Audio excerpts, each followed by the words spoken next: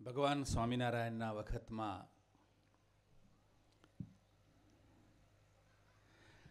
વડોદરાના નાથ ભક્ત ગરડામાં ભગવાન સ્વામિનારાયણને દર્શન કરવા આવે છે.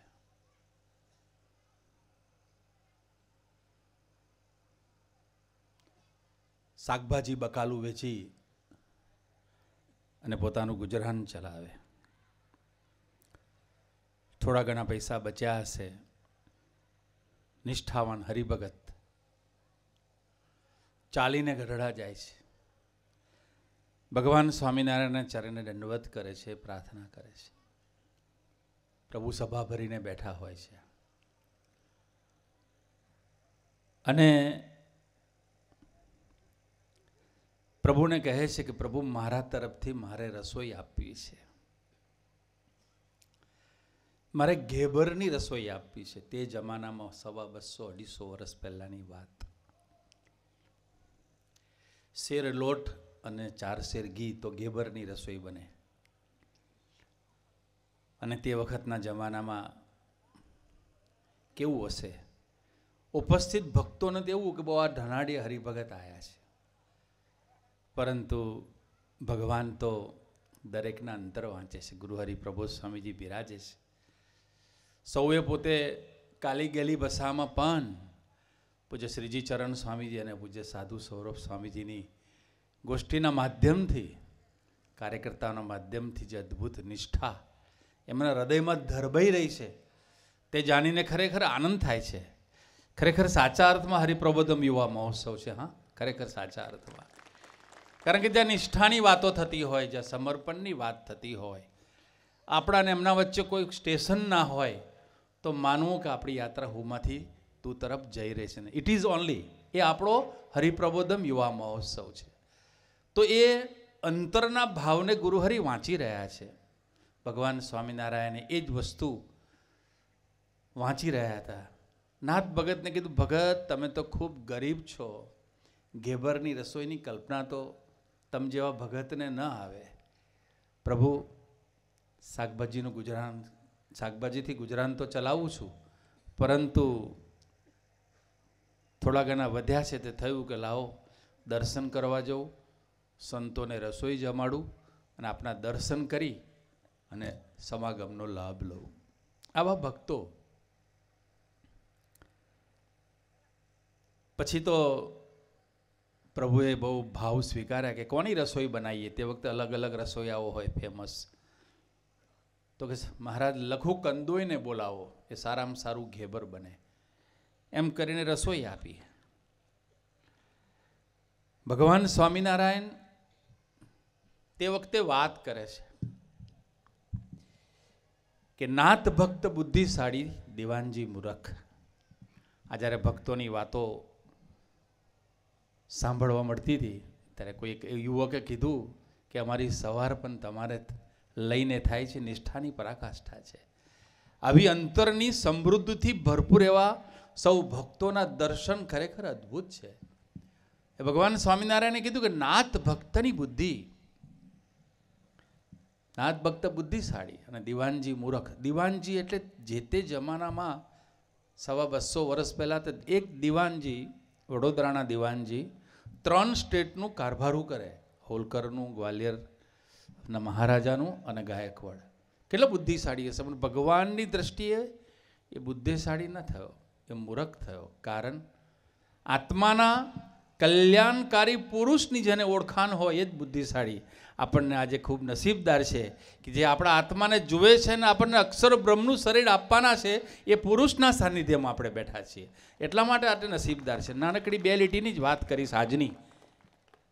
આવા પુરુષો જે બિરાજમાન જ્યારથી નગરયાત્રામાંથી સૌ ભક્તોના ભાવ ગ્રહણ કરતાં કરતાં આવતા હતા, તો વિચારતો હતો અહીંયા સ્ટેજ ઉપર ગુરુહરિ પ્રબોધ સ્વામીજી આ બધી 2-3 યુવકોની ગોષ્ઠી લખતા હતા. દર્શન બાજુમાં બેસીને કરવાનો લાવો મળ્યો તો વિચારતો હતો કે આ પુરુષ કઈ દુનિયામાં લીન છે.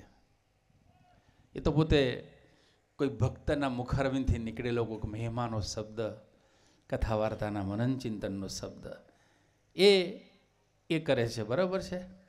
એક યુવકે વાત કરીને કાર્યકર્તાએ કે સ્વામીજી અમને આપની નિષ્ઠા હશે તો અમને કોઈનું નોંધવાનું મન જ નહીં થાય. કેટલી બહુ મોટી વાત છે, સામાન્ય આ વાત નથી. ત્યારે આપણને ખબર પડે કે હરિપ્રસાદ સ્વામીજી મહારાજની તપશ્ચર્યા અને ગુરુહરિ પ્રબોધ સ્વામી મહારાજની તપશ્ચર્યાથી આ બધા ભક્તોના સમાજનું સર્જન થયું છે. આપણે સૌ એ વસ્તુનો વિચાર કરવો છે. તો નાદ ભક્તે તે સભામાં ડિક્લેર કર્યું કે પ્રભુને ઘેબરની રસોઈ આપી બધા ભક્તો ના હોય. એક ભગત ત્યાં બેઠો હતો પણ એ ચોર હતો. એને વિચાર આવ્યો કે આ માણસ ખૂબ પૈસાદાર છે, એટલે આપણે એનું એડ્રેસ લઈએ, જાન પહેચાન લઈએ. ખબર પડી કે આ તો વડોદરાના છે, ફલાના એરિયામાં રહે છે. 15, 20, 25 દિવસ પછી એ વડોદરા જાય છે, સારો મોકો શોધે છે અને પછી એના ઘરે રાત્રે ચોરી કરવા ઘૂસે છે. હવે અંધારું, કાંઈ મળે નહીં. એક ડબ્બો ફંફોડ્યો, કાંઈ મળ્યું નહીં. બીજો ડબ્બો ફંફોડ્યો, કાંઈ મળ્યું નહીં. ત્યારે ચોરને ચોરી કરતા વિચારે કે મારો છે હોશિયાર, ડબ્બામાં તો કશું છે ને, ડબ્બા કટાયેલા છે. કેવા છે? ડબ્બા કટાયેલા છે. એક ડબ્બો કંઈક ખંખોડ્યો તો પડ્યું નીચે, અવાજ આવ્યો. નાથ ભગત તો સૂતા સૂતા ખબર પડી ગઈ હતી, એટલે અવાજ આવ્યો અને બીજો ડબ્બો ખોલ્યો, એમાંથી કાંઈ મળ્યું નહીં. તો નાથ ભગત સૂતા સૂતા મસ્તીથી બોલ્યા, ધોરે દિવસે મને નથી મળતું, તને રાત્રે ક્યાંથી મળવાનું છે કે છે. આપણે આ વસ્તુનો વિચાર કરવો છે, પણ અંતરની અમીરી મસ્તી કેવી હશે? આ અંતરની અમીરી ઘરે ઘર પહોંચાડવા માટે ગુરુ હરિપ્રબોધ સ્વામીજી અદ્ભુત ગરીબાઈથી વર્તી રહ્યા છે. અને એ આપણને સૌને એક ગરીબાઈમાં લઈ જાય. ગરીબાઈ કઈ દાસત્વની ગરીબાઈ, ગરીબાઈ કઈ હુંવાટા રહિતના જીવનની ગરીબાઈ. એ પુરુષ આપણને લાગે આપણા જેવા, પણ એવું નથી. સવારે આજે રાજપીપળામાં પહેલી પધરામણી કરી નીલભાઈના ઘરે, શ્રીજી ચરણ સ્વામી એના સાક્ષી છે. પણ આ પુરુષ કેવા છે? દરેકના અંતર જોવે છે, દરેકનો ભાવ જોવે છે. મારી પાંખડી એને પહોંચે ને એ બી એની જાનબાર નથી. હા, આપણે બધા પુષ્પો છાટ્યા હશે, પહોંચ્યા ના પહોંચ્યા એની સાથે કોઈ લેવા દેવા નથી. આપણો ભાવ સ્વીકારવા માટે ટ્રેક્ટરના મહા આસન ઉપર એ બિરાજમાન હતા. આપણે એ વસ્તુનો વિચાર કરવો છે. તો ગુરુહરિ પધરામણીમાં ગયા, પાર્થભાઈ ગાડી રિવર્સ કરીને એક ઠંડક રહે એટલા માટે કોઈના શેડમાં અંદર ગાડી મૂકી. સ્વામીજી બહાર આવ્યા, ગાડીને આવતા વાર લાગી એટલે પ્રબોધ સ્વામીજી સામેની દિવાલ પાસે ઊભા રહ્યા. એટલામાં એક ભાઈ સ્કૂટર પર દોડતા દોડતા સ્કૂટર પાર્ક કરીને તરત લીલા કલરની એક પ્લાસ્ટિકની કોથળી હતી, એમાંથી હાર કાઢ્યો કે સ્વામીજી મારે હાર પહેરાવો છે. મેં કહ્યું પધારો. ગુરુહરિ પ્રબોધ સ્વામી ઓલરેડી આસન પર ગાડીમાં બિરાજમાન થઈ ગયા હતા, ખુરશીમાં. આ પુરુષની જાનબાર કોઈ ચીજ નથી. એનો આજનો તાજો સવારનો 10:15, 10:20નો જ પ્રસંગ છે.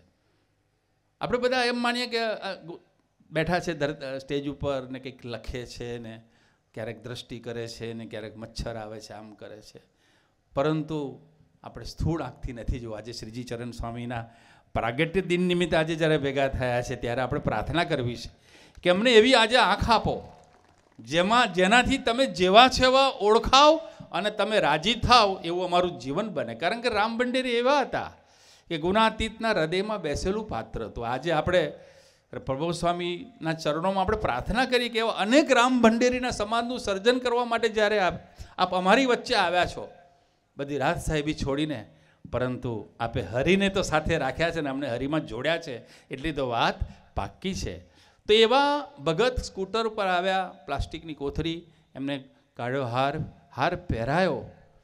પછી એનો સંકલ્પ હતો. કેવો સંકલ્પ છે કે સ્વામીજીનો હાર. એનો એક દીકરો લંડન છે ને એક દીકરો અહીંયા વડોદરા સેટ થયેલો છે. એને એવી ખબર પડી કે પ્રભુ સ્વામી પધાર્યા છે, આ સોસાયટીમાં જ આવવાના છે, બાજુમાં રહેતા હતા.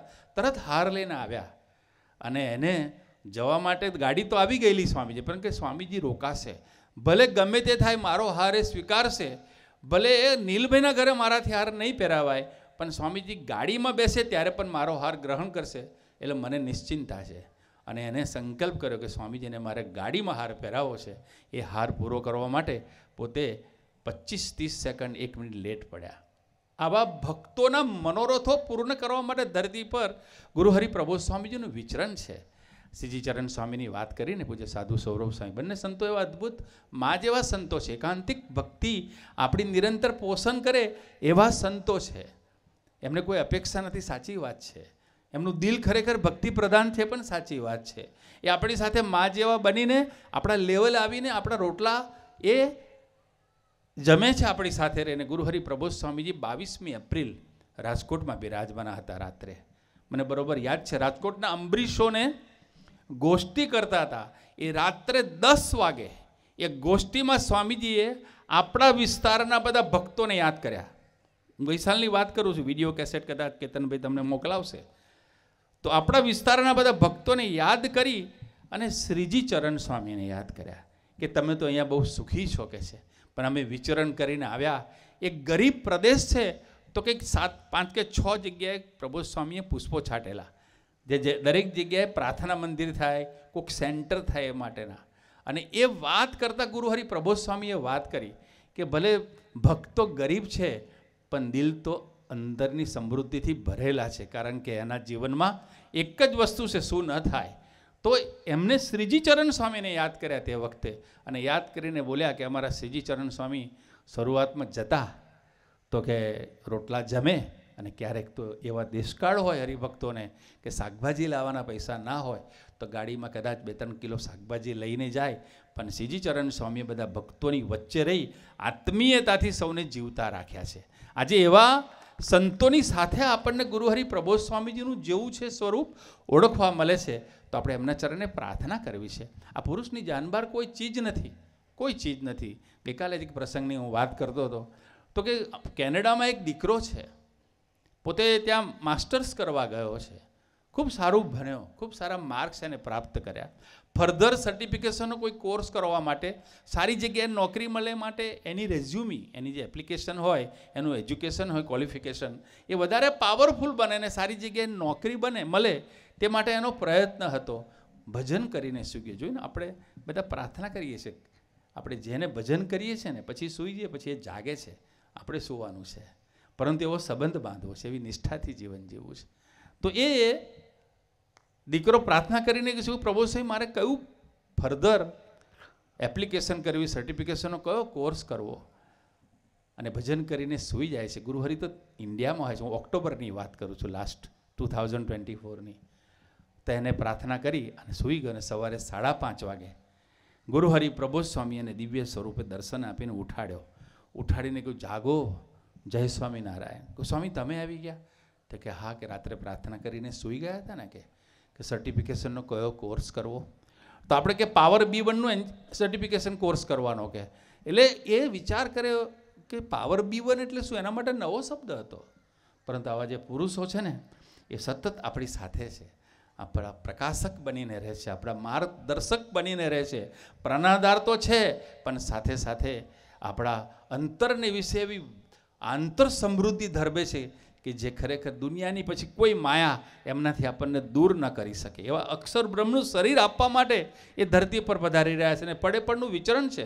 72 વર્ષની ઉંમર છે, લગભગ 9:30 થવા આવ્યા.